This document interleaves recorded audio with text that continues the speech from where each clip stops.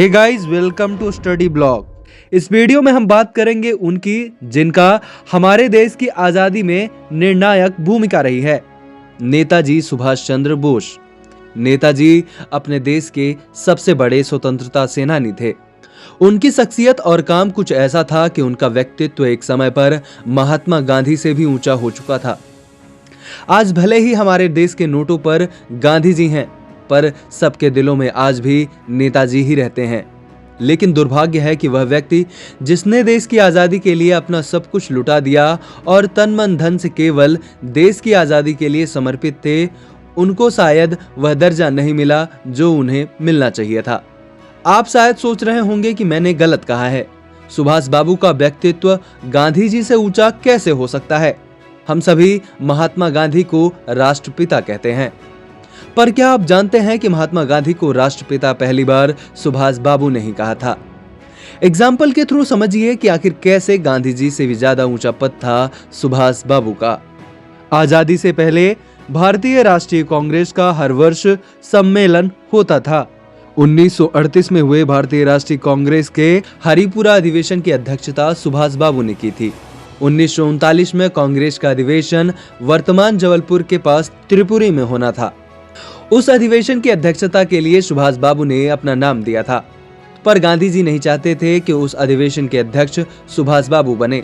गांधी जी के लाख कहने पर भी कोई बड़ा से बड़ा कांग्रेस का नेता सुभाष बाबू के सामने खड़ा नहीं होना चाहता था।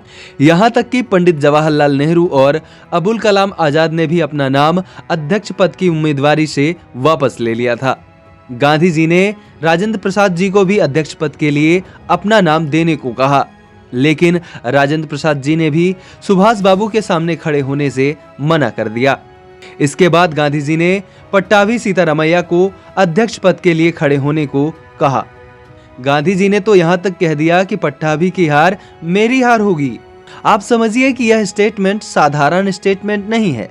यह स्टेटमेंट वह व्यक्ति दे रहा है जिनकी बात कांग्रेस सहित पूरी दुनिया मानती थी। लेकिन सुभाष बाबू की भी शख्सियत कांग्रेस सहित देश के एक एक लोगों में व्याप्त थी और कांग्रेस के 1939 के त्रिपुरी अधिवेशन के अध्यक्ष चुने गए नेताजी सुभाष चंद्र बोस। नेताजी समझ गए थे कि उनके और गांधी जी के बीच मतभेद कुछ ज्यादा बढ़ रहे हैं। सुभाष बाबू ने कांग्रेस छोड़ दी और उसी वर्ष गांधी जी ने भी कांग्रेस छोड़ दिया। इसके बाद इस अधिवेशन के अध्यक्ष डॉक्टर राजेंद्र प्रसाद बनाए गए।